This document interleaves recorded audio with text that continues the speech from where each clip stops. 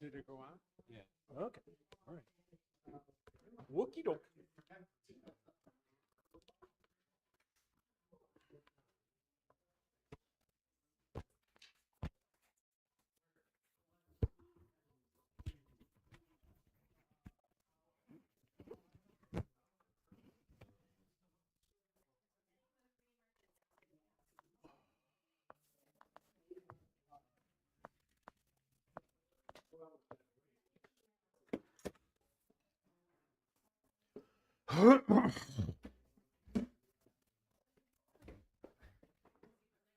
Okie dokie. Let us proceed.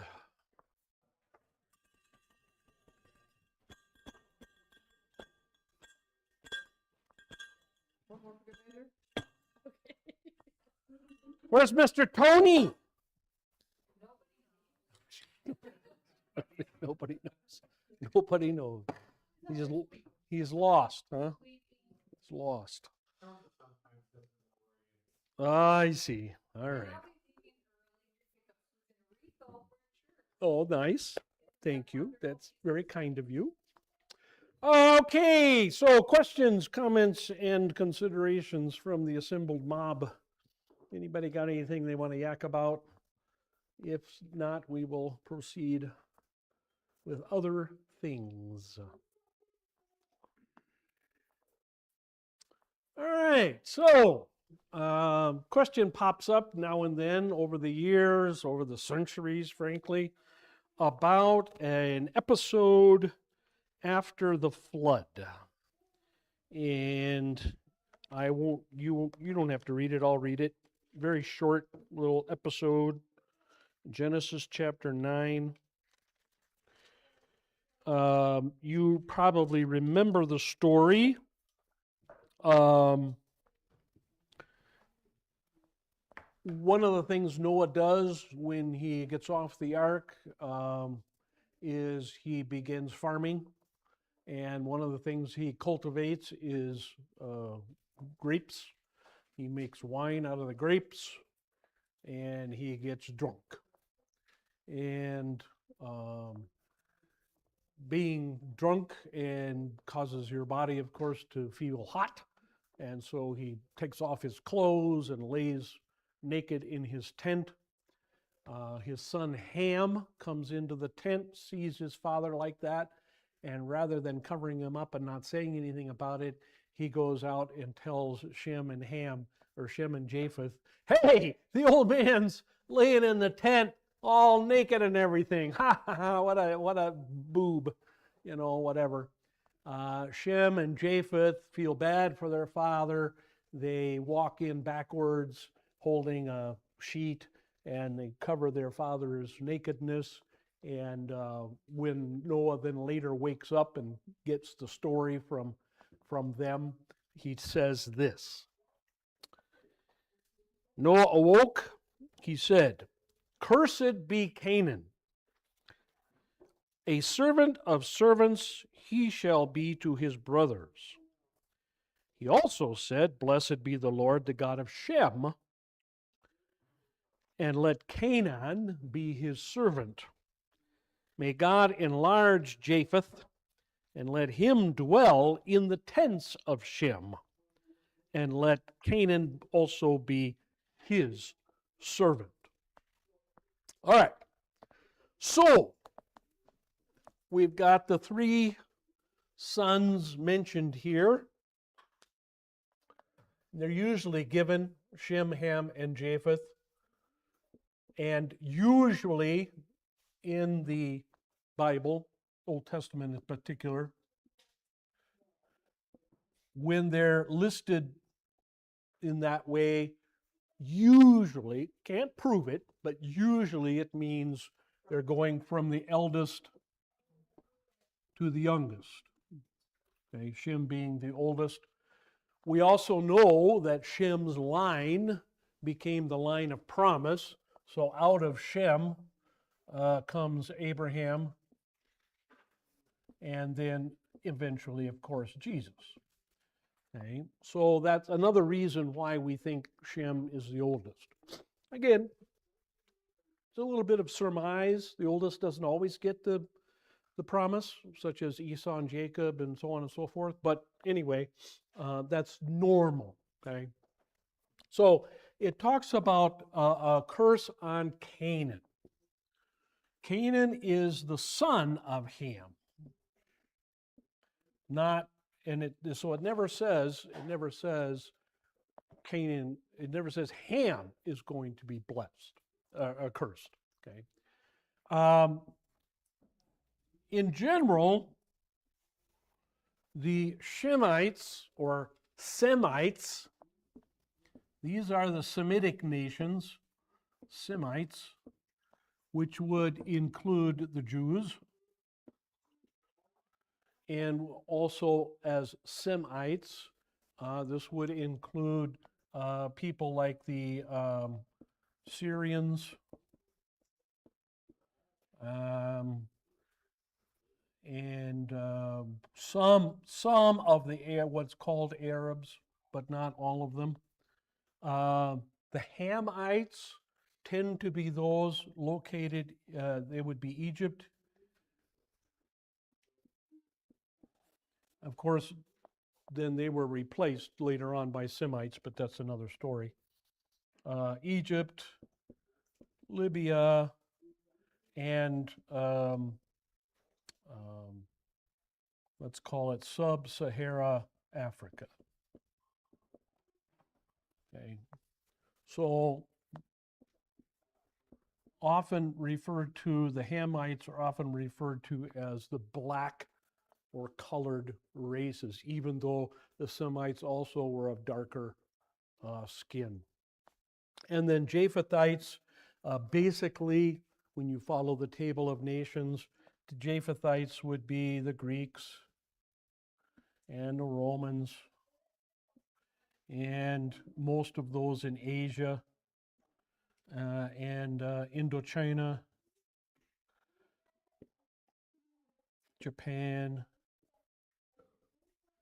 and then eventually North and South America.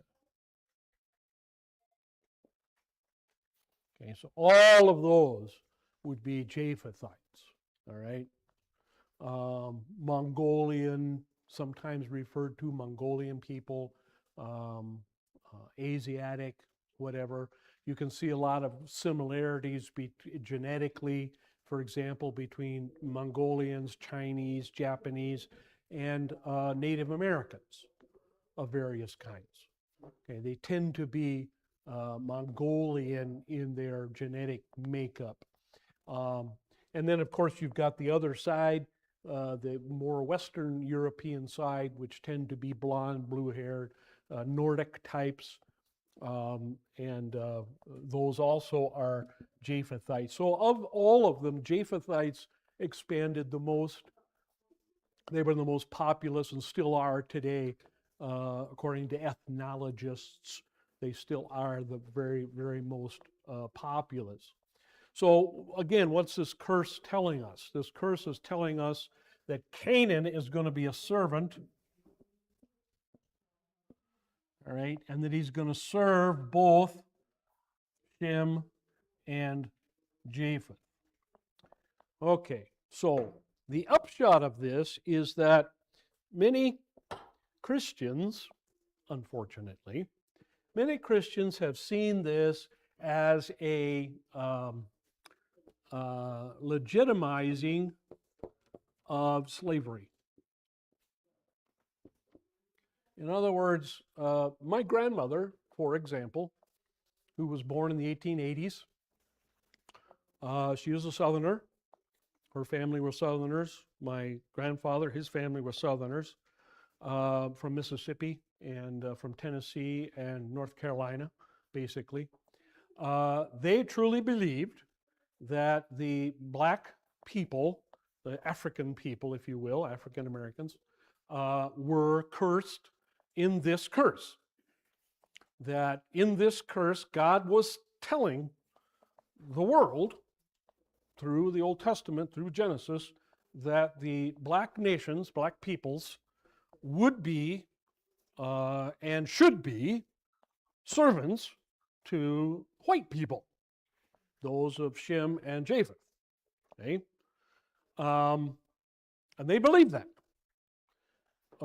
They also, for example, also believed that the phrase during creation where God said, let each kind reproduce after its own kind, they believe that kind in that case was an ethnic derivation, and therefore it was unbiblical and sinful for black and white or colored of any kind and white to mingle and have children. This brought about what we know in the South and in some other countries also, laws against miscegenation. Miscegenation is just a fancy word for mixed race. Okay? So there were laws on the books in the United States, and not just in the southern states. Arizona once had misogynist laws. I think pretty much all of the states had misogynist laws at one time.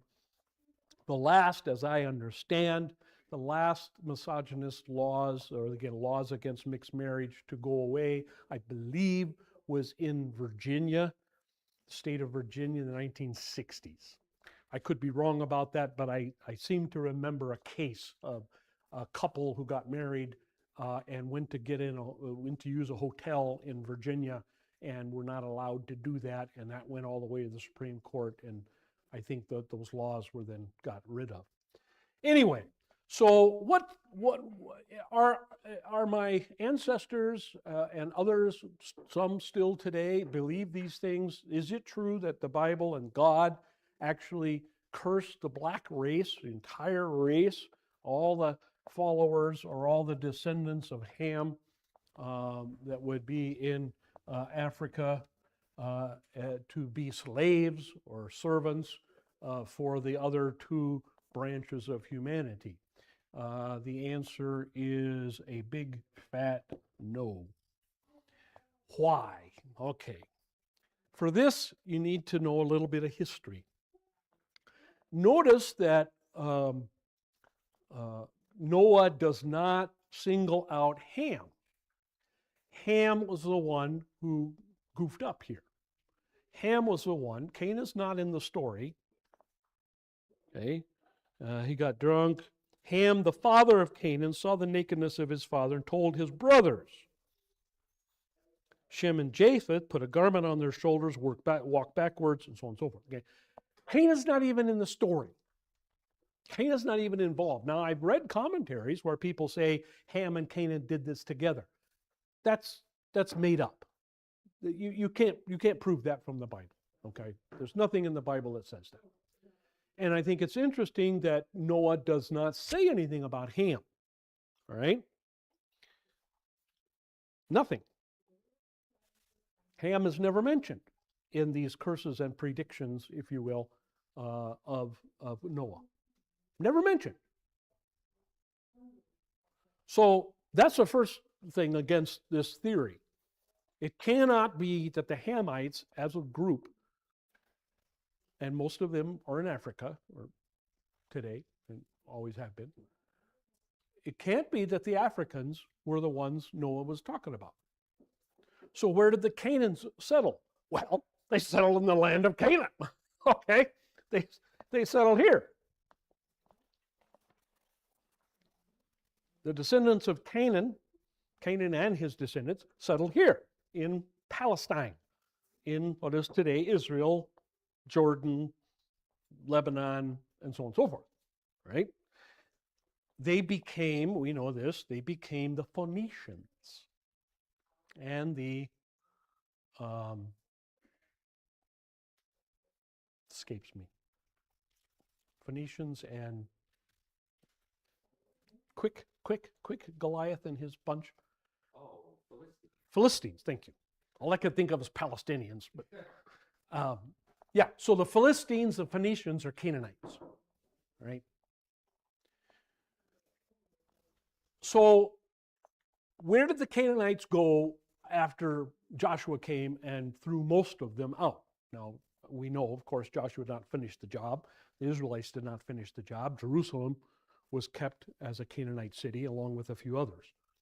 But in general, when Joshua came in, the 12 tribes came in, they took over Canaan, they took over this land, okay? They killed a lot of them. That's true, they did. They killed a lot of them. They were supposed to kill them all, but they didn't. A lot of them went up here to Phoenicia, or what is today Lebanon, okay? Some of them went over here to Syria. A few went down into Egypt and that area. But by and large, they went to, you could call them Phoenicia. Well, what happened then? I'm always doing that. What happened then? Well, glad you asked. What happened then? What happened next? Okay. The Phoenicians, okay, they went to a place in northern Africa called Carthage. Okay. Now, they went a lot of other places. The Phoenicians were great sailors. They were the kind of the Vikings of the Old Testament era. They went all over the place. We know now that the Phoenicians made it as far as southern Africa. They made it up into British Isles. They made it to France, probably as far as Denmark, may have gone to Iceland, Greenland, and there's even some evidence that they may have made it all the way to South America. Okay, so the Phoenicians were real travelers, big time. And they were also big-time settlers, and they made settlements along the way, right? So we know, for example, there are Phoenician cities all along northern Africa. Okay, think of Libya, Tunisia, Algeria, Morocco. There were cities along there. That's where Carthage is. Carthage is in, I think, modern-day Tunisia. All right, and then they also established cities in what is today Spain. Okay, I believe, didn't look it up this morning, but I think Valencia in Spain, I think one of the Portugal cities, I think also was a original Phoenician settlement. Southern France, places like along the Rhone, and Marseille, I think Marseille was a original Phoenician city, all right. The Carthage then became a real rival. It really kind of took off, and it became a big rival, of course, to Rome, which engendered then 3 Punic Wars. Okay? 3 Punic Wars. Punic is the Roman term for Phoenician. The Latin term for Phoenician is sounds like pony, peony, something like that.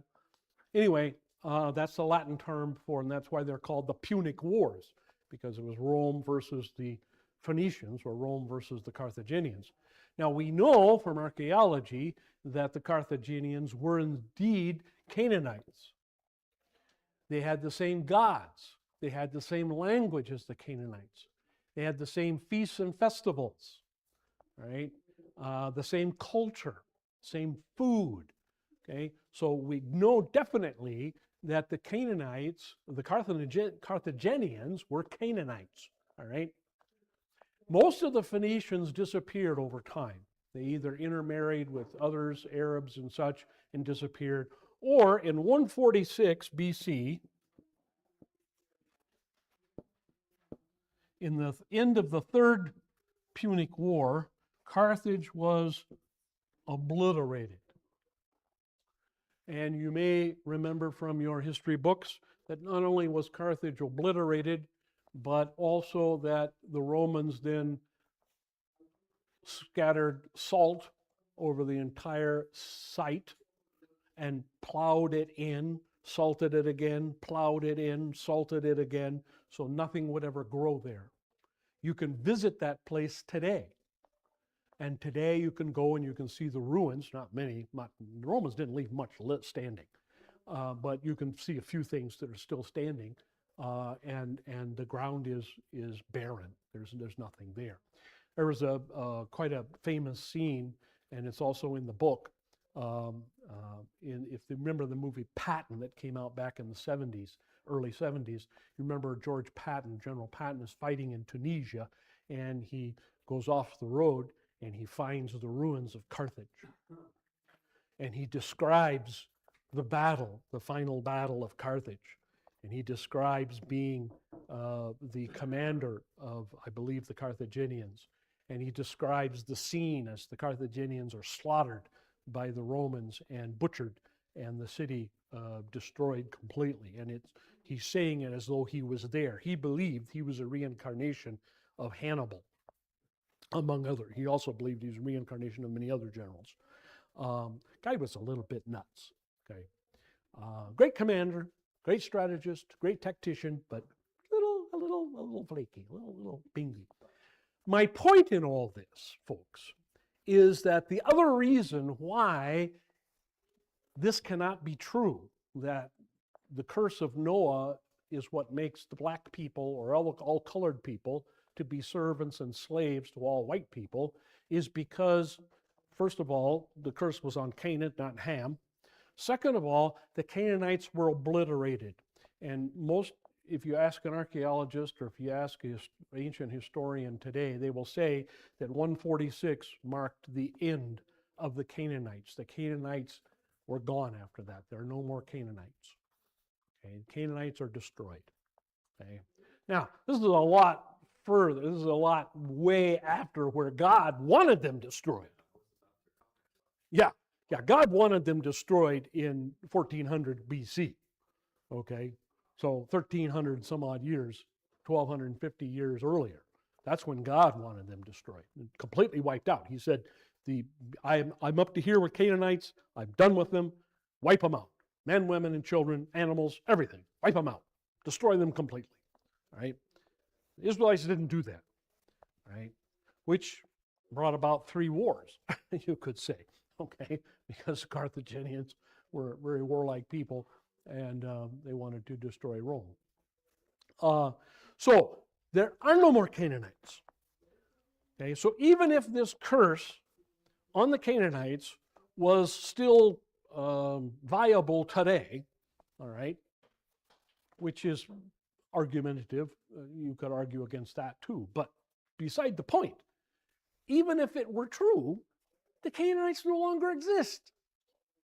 There are no genetic Canaanites anymore on the face of the planet.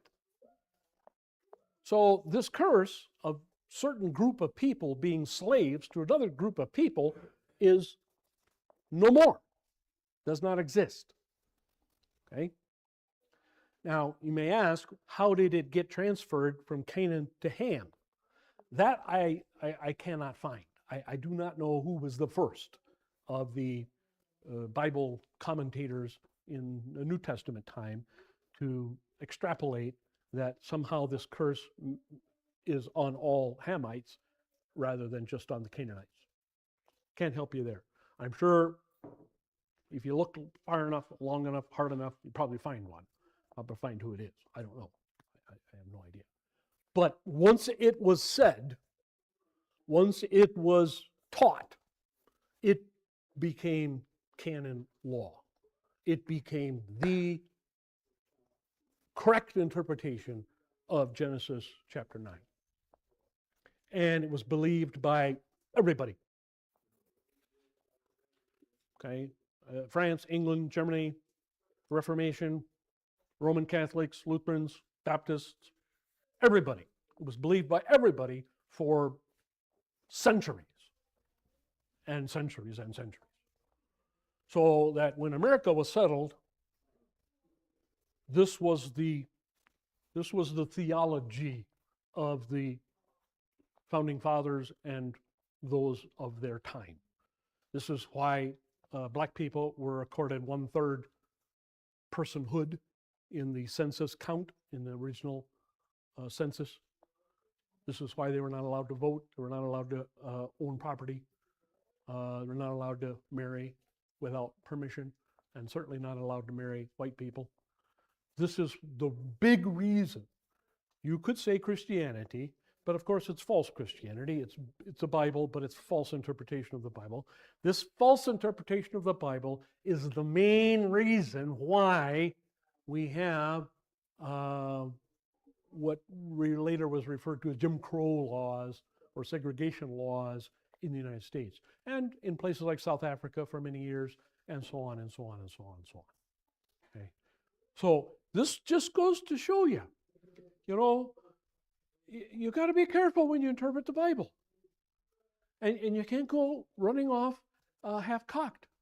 You can't go running off making stuff up, right? Like Ham and Canaan were in this together, and therefore what applies to Ham applies to Canaan, what applies to Canaan applies to Ham.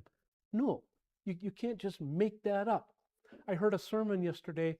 I was cruising through my websites of churches that I do sometimes, and I heard a church from a Wells church up in northern Arizona, and the pastor was going on and on about Noah.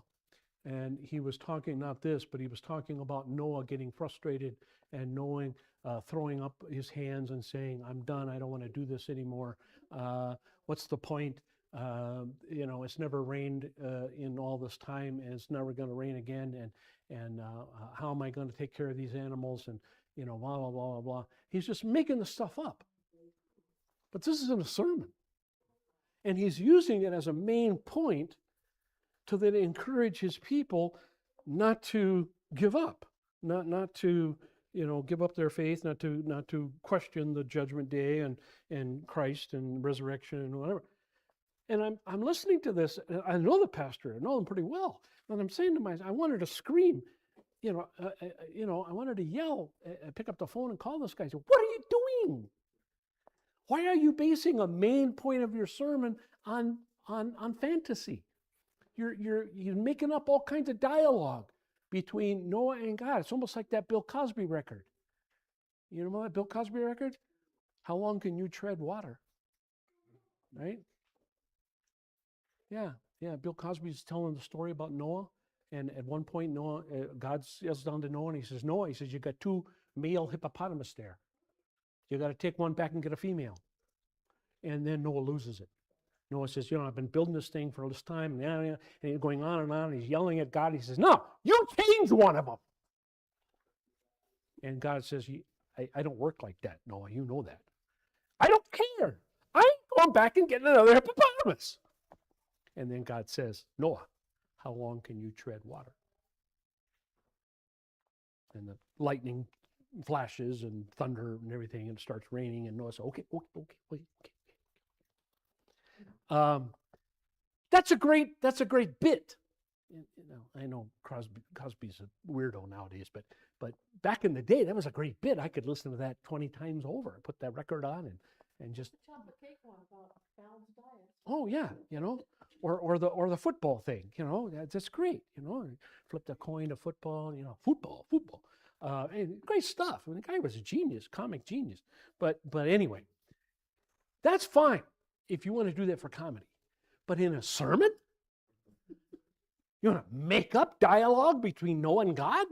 You gonna write it? I would even say in Bible class that's fine. But in a sermon? No. And a main point for the encouragement to people not give up is to make up a fact that Noah was frustrated and ready to throw in the towel? Where do you get that from Scripture? It's no wonder, folks, it's no wonder our churches are dying. If that's the sermon technique nowadays, all right. No kidding. You have to make one up out of Noah? Well, this guy, and he's a nice guy. Don't get me wrong. He's a sweetheart of a guy. And he's a pretty good pastor. But he does not preach a church year. It's not, after Trinity or after Pentecost or, first in Lent or first. He doesn't do that. He goes by series. And sometimes it's 7 weeks, sometimes it's 10 weeks, sometimes it's never more than 10, I don't think. I don't think I've ever seen one more than 10, but it's 4 weeks sometimes or 5 weeks. And this one was colorful characters from the Bible or whatever, or I don't know, something like it. Sometimes it's cartoons. He has little cartoon things that he does. He puts on the screen behind him, and everything. And I don't like the way he does sermons at all. I don't like it. But this was, to me, this was the worst. This was way over the top, and I just don't get it. All right, enough of that. So let us proceed then back to Revelation, and I understand that we made it through verse 11. All right.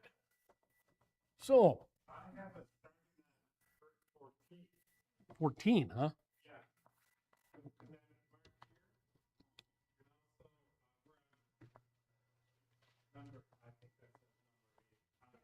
Number 8, okay.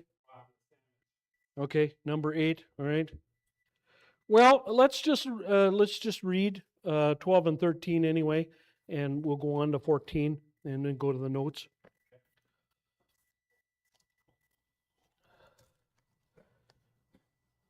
So we have this other beast. Note in verse 12, he exercises all the authority of the first beast. Remember, the first beast had great and tremendous authority, all right? A lot of power, a lot of rule, okay? So this one has the same amount, okay? So these are two entities that have a great deal of, we would say, governmental type authority, okay? And he makes the earth and those who dwell in it to worship the first beast, whose fatal wound was healed. And I hope you talked a little bit about the fatal wound there, and the conversion of Constantine to Christianity. All right. So all of a sudden, the government now is the church's friend, and the church and the government are pretty much the same. I mean, the emperor is the head of the church, just like in England over here now.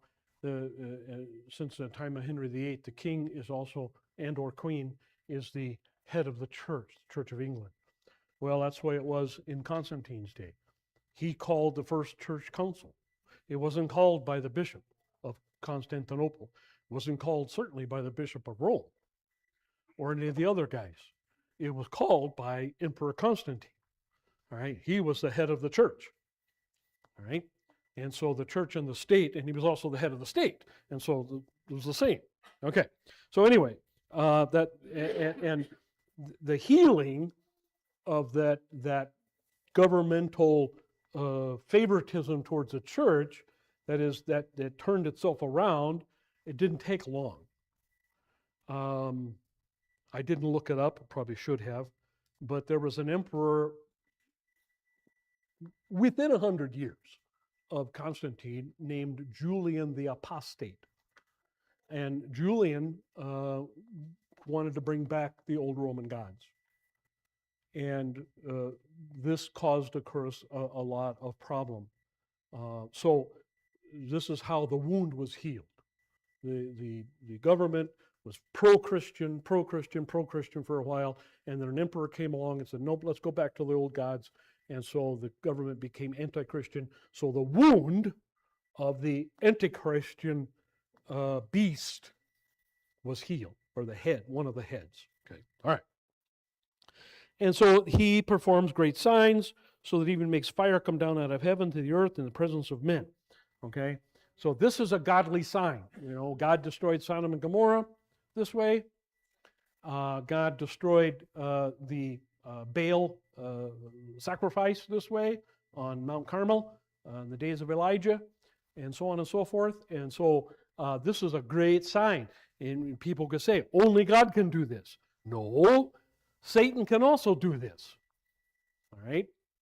And so we should never be surprised if the people, the false teachers, do miraculous things, or if they have miraculous success or miraculous growth. We should never be surprised at the worldwide growth of Mormonism, for example. We should never be surprised at that.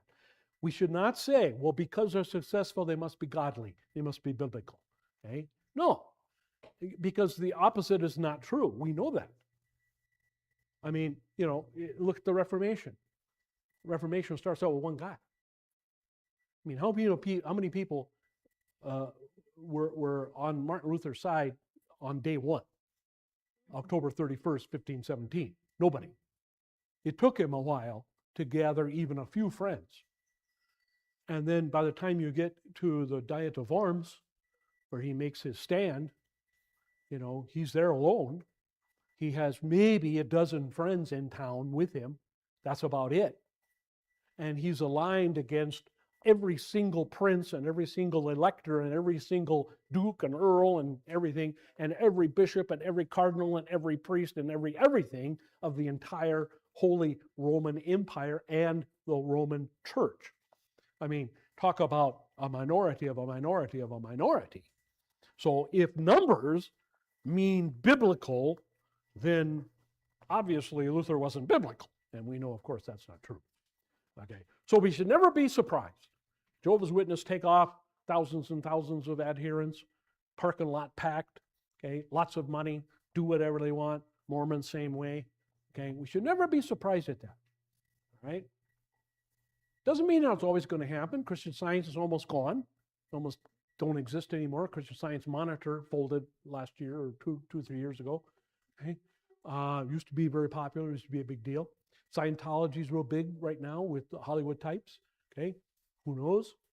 Could disappear someday without, I firmly believe that if the world lasts another 1,000 years, that Mormonism and Jehovah's Witnesses and those will be looked upon as the religion of Thor and Odin as we look on it today. And how many churches of Odin are there? There aren't any. Okay, because that's what happens with false religions. Okay, they come and go. We've talked about that with the river, remember, that got swallowed by the earth. Okay, this is what the earth does. This is what the world does. The world glams on to certain cults and things and builds it up, and it's very popular for a period of time, and then it disappears. Yes, sir.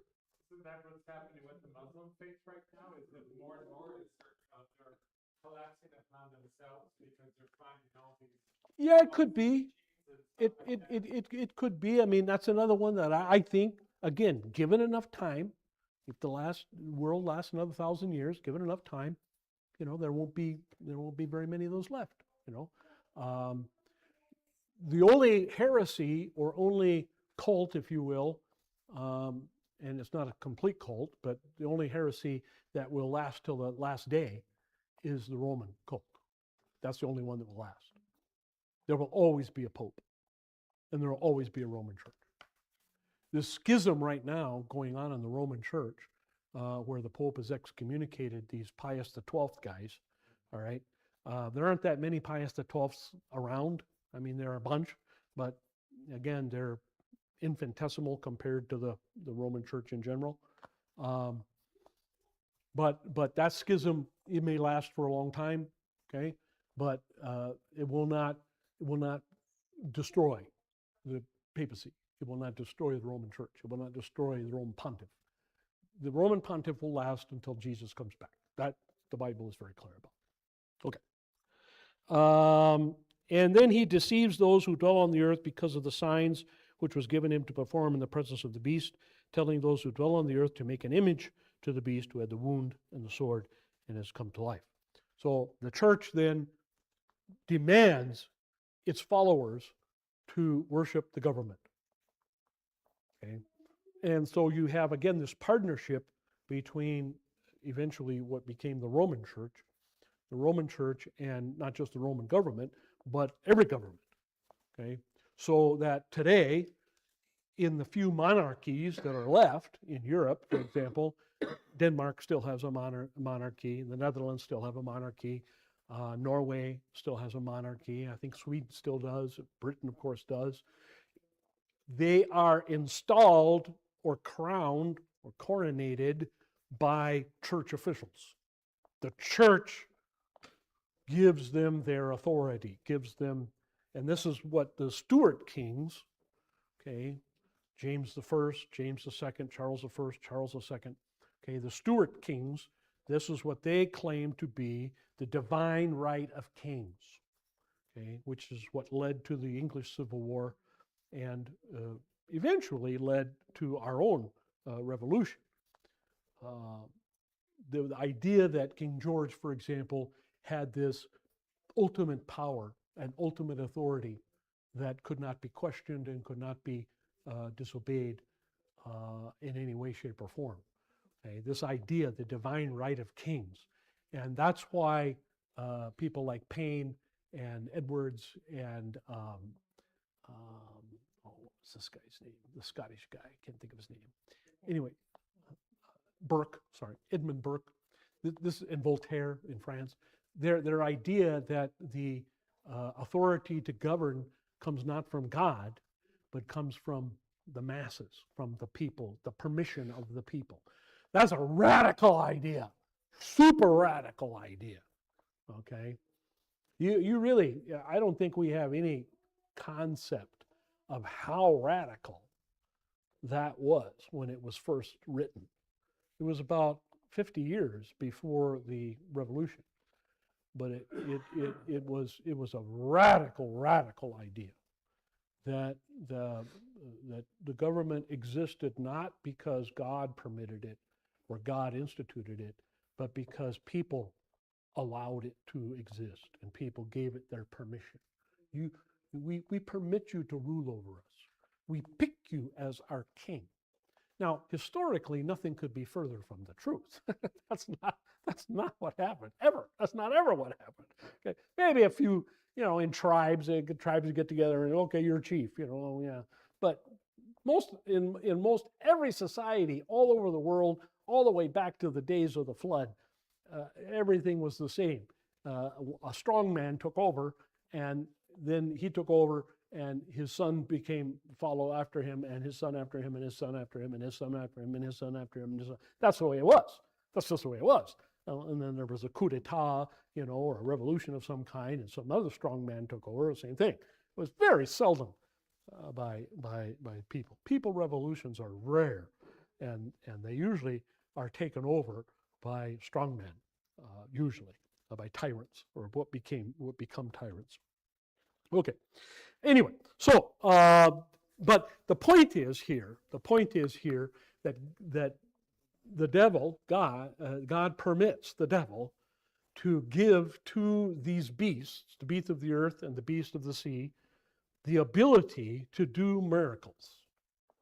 So again, when a vision of the Virgin Mary, or what people think of the Virgin Mary, shows up someplace and literally can be seen by thousands of people, we should not just poo-poo that. We should not just say, oh, that never happened, that's mass hysteria.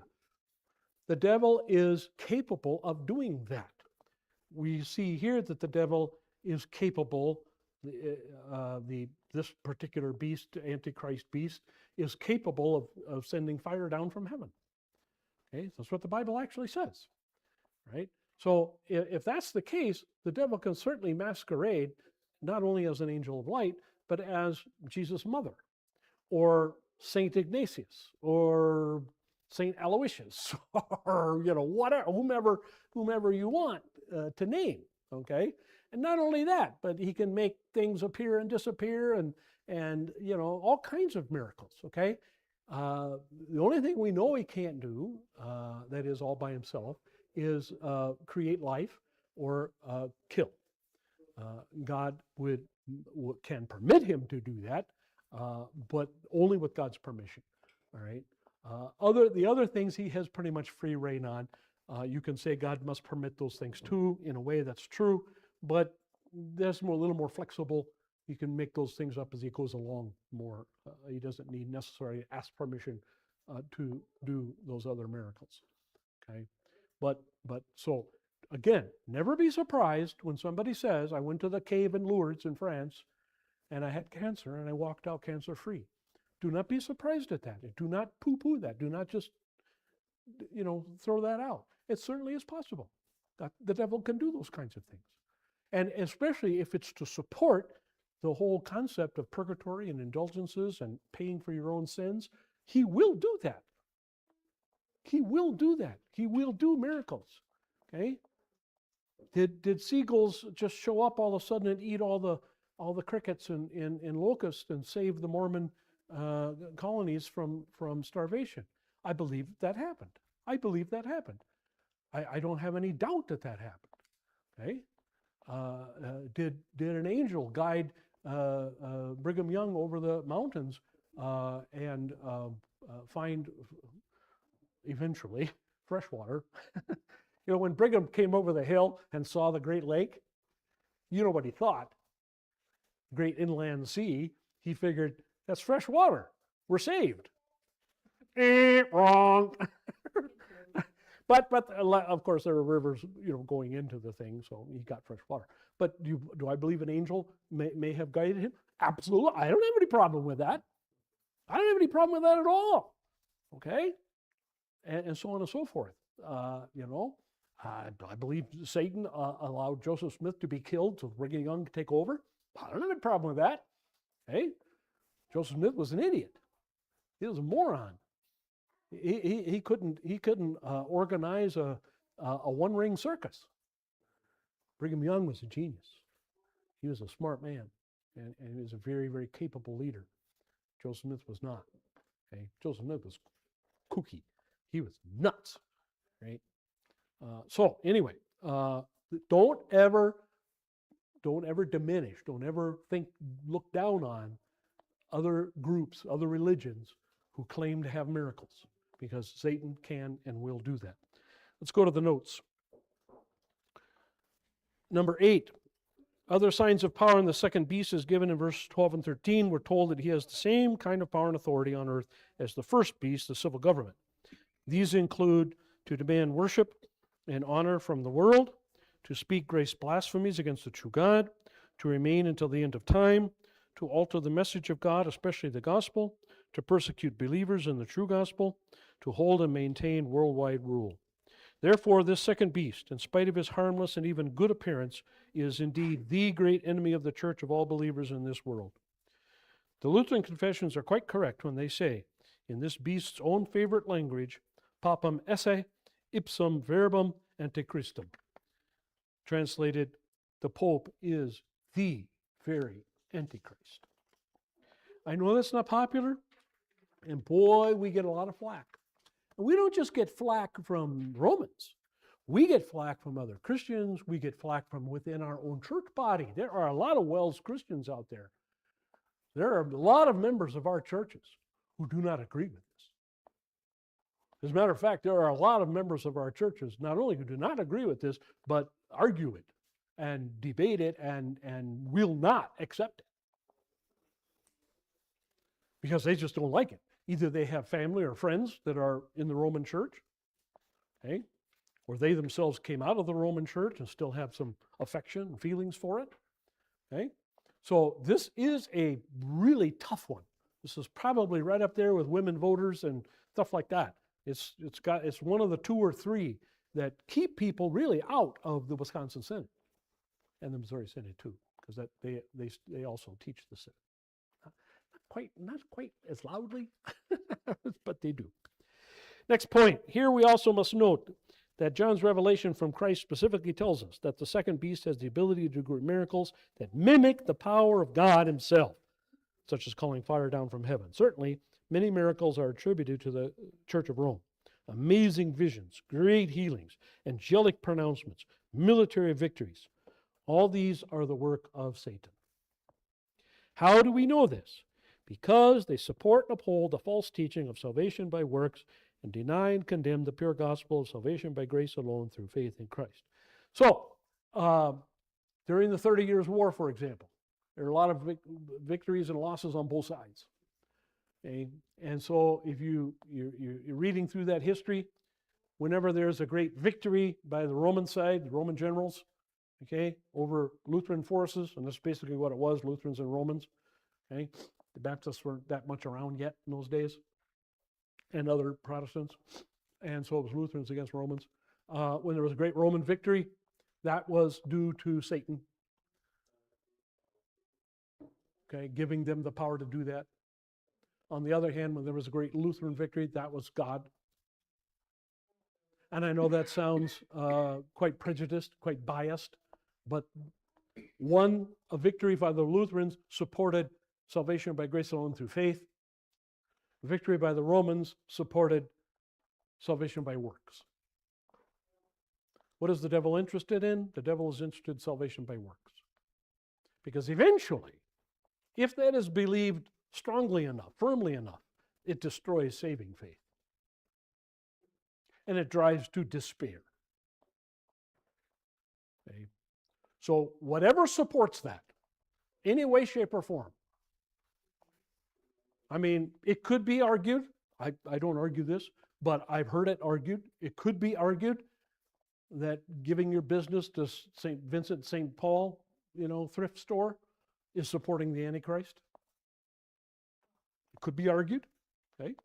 Again, I don't necessarily say that, but, okay. Anything that supports that system, the system of works, the system of indulgences and purgatory and that whole 9 yards and the beads and the penance and all of that. Anything that supports that system is satanic, I would say, or of the devil, or can be seen as of the devil, or at least, at the very least, supporting a system of the devil. Okay. Moving on. The great signs produced by the second beast cause people to make an image of the first beast and worship it. The second beast does all it can to bring attention to the first beast. The example of the manifestation of this beast in the first century is seen in the emperor worship and its temple cults, in which the images of the emperors were worshipped, and they proclaim themselves and accepted as gods. The two beasts are seen as joining forces in order to carry out the devil's evil design to destroy the one true church. Thus, civil governments, especially in their unbiblical and unchristian, anti-Christian aims, and the apostate church, both Rome and all other work-righteous churches, combine their power in an effort to wipe out the church of the pure gospel. So when you combine the work righteousness in the Roman church with the work righteousness in other Protestant churches, when you think about it, right? Making a decision for yourself, okay? That's work righteousness, folks. Okay? You have to be immersed, baptized. That's work righteousness, folks. Okay? Okay? So a Baptist type religion. Now, of course, today we've got the major Protestant denominations supporting gay marriage, supporting trans. You saw, I'm sure, what happened in the Presbyterian Church USA. Not only support, but actually encourage transition surgery for minors. Yeah, wow is right. That's pretty wow. That's pretty amazing. You stop and think about it. That's pretty astounding. Church body takes that vote, and the vote wasn't even close. I mean, it wasn't even close. The vast majority of delegates supported pushing preteens and minor children into transitional trans surgery. Yes? Wouldn't that be saying that God makes mistakes? Sure. Among other things, yeah. Absolutely. So that division of that church believes that God is infallible?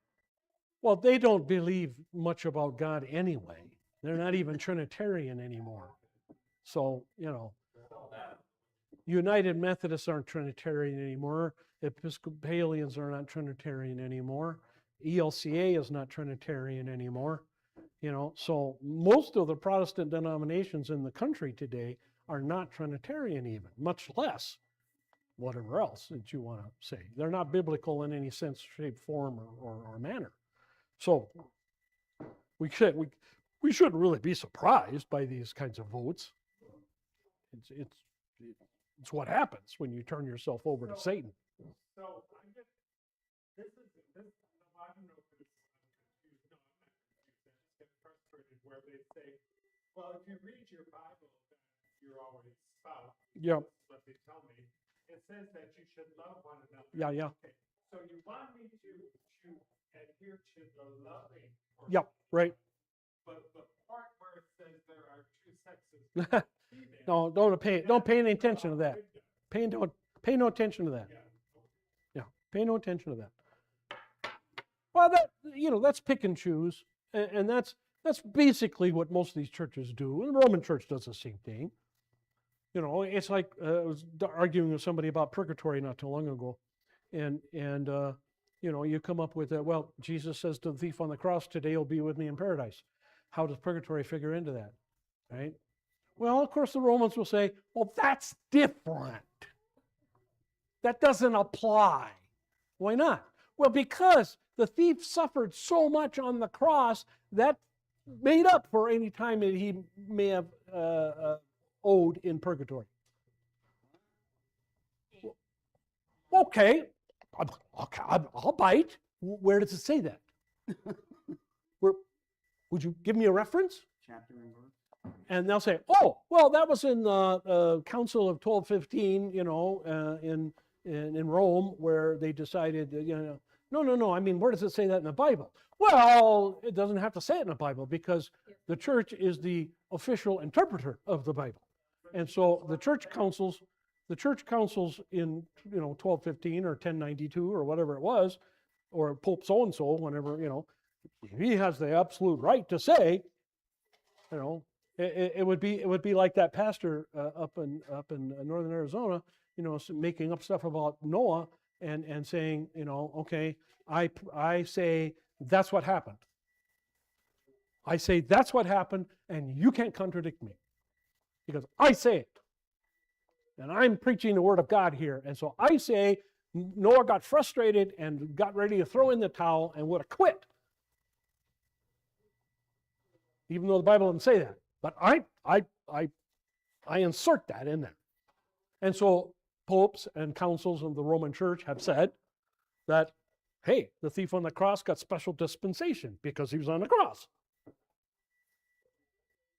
And so just like we say, just like the Roman Church says, if somebody prays to Uncle George and Uncle George and they get cured and that happens 3 times, then Uncle George is obviously in heaven, and so we make him a saint. That's how people get to be a saint, Yeah, you gotta have 3 miracles attributed to you, right? You got three miracles, and these miracles have to be investigated by the congregation of the investigators or whatever they're called. Okay, and they go to the place and they talk to the person that had cancer and not have cancer anymore, and they talk to the doctors and they whatever, and then the other guy who was able to leap over 2 buildings or whatever and run away from a fire because he prayed to St. George whatever, and, so they look into this stuff, and so the idea is that, well, if you're right next to God, that means, and you get what you pray for, that means you're right next to God, and if you're right next to God, that means you're in heaven. Because God is not in purgatory. Jesus is not in purgatory. Okay? That's what the Roman Church teaches. So when you die and you go to purgatory, you ain't with Jesus. You ain't with God. You ain't with angels. You're with other miserable sinners like yourself. And you're suffering in the fires of hell. Worse, actually, in most Roman theologians' thinking, purgatory is worse than hell.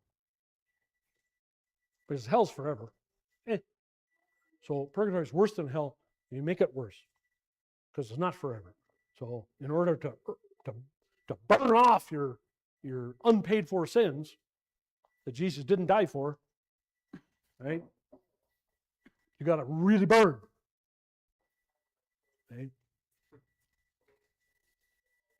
So anyway, yeah, that's what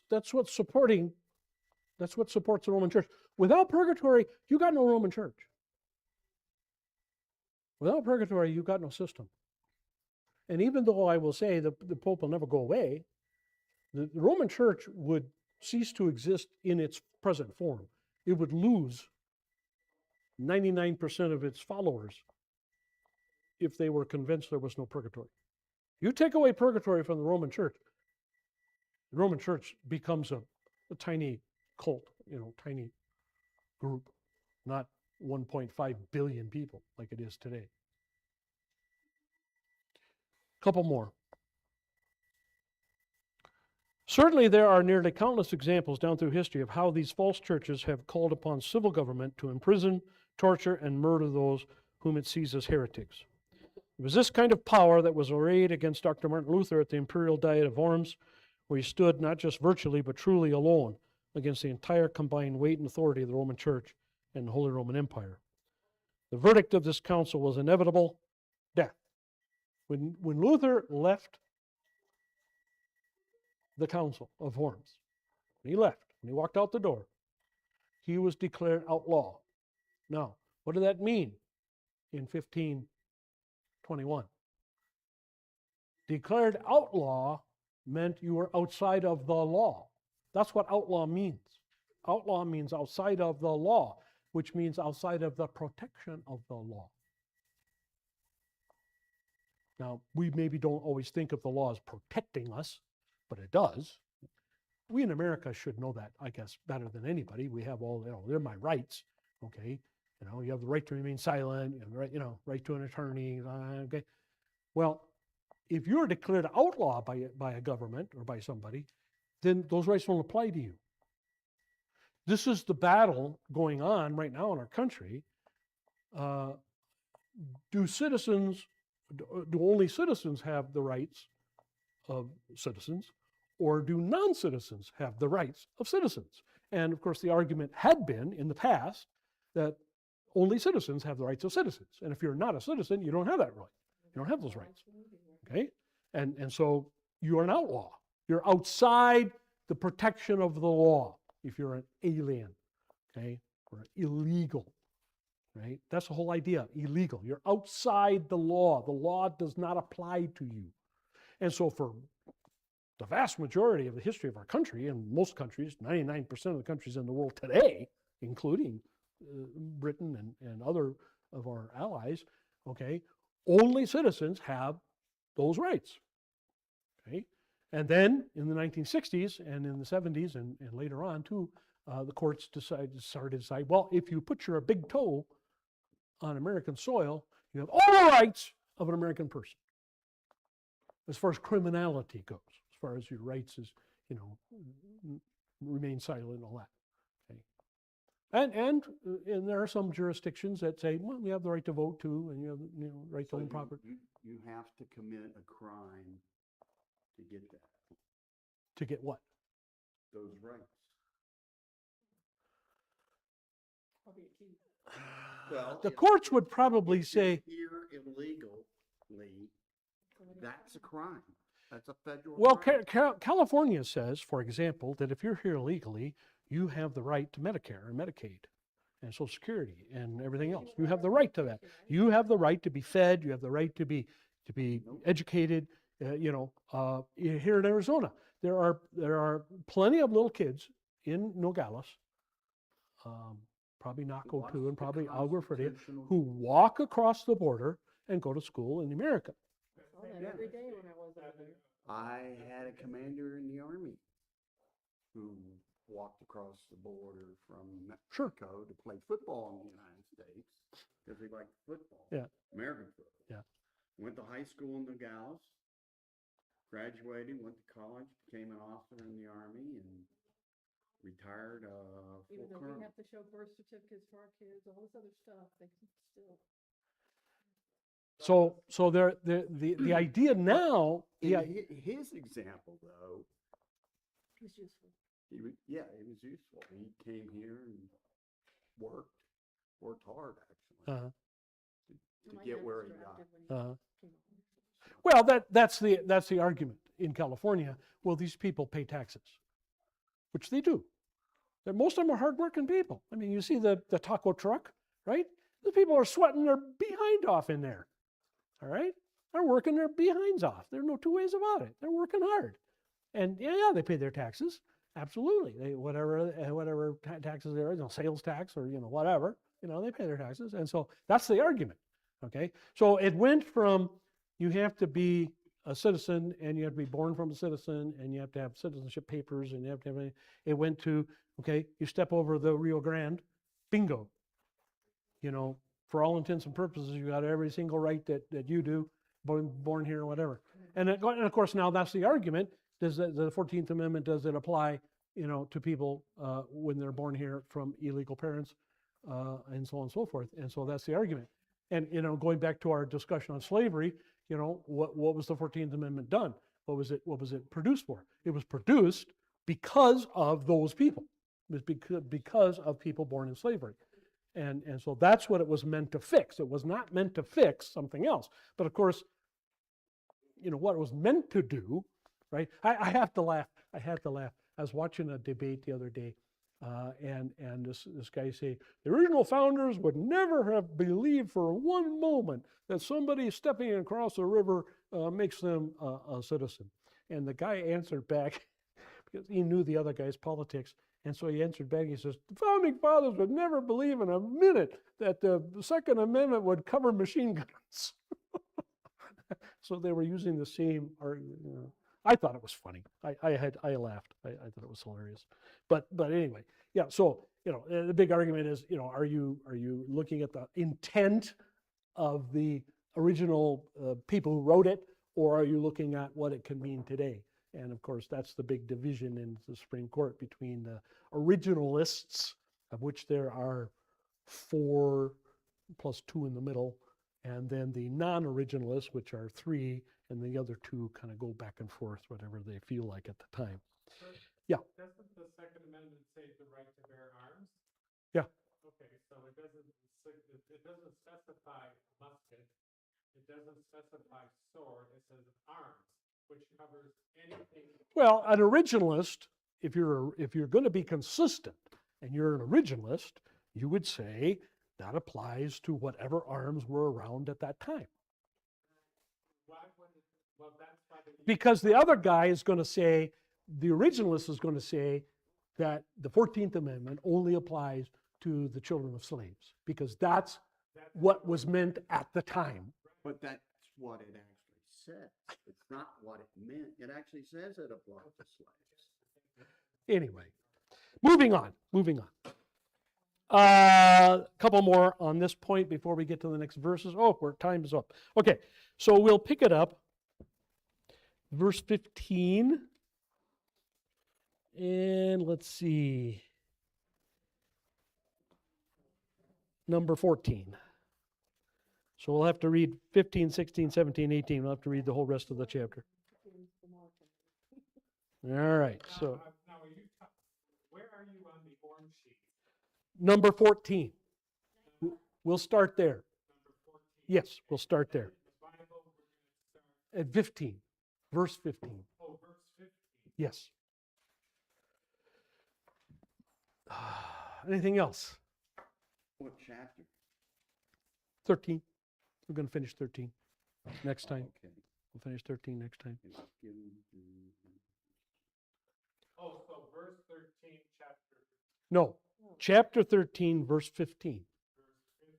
is where we start. So I'll leave it. Okay. Okay. All right, let's close. May the grace of our Lord and Savior Jesus Christ, the love of God the Father, and the fellowship of the Holy Spirit be and abide with us all. Amen. Pastor 2. Thank you.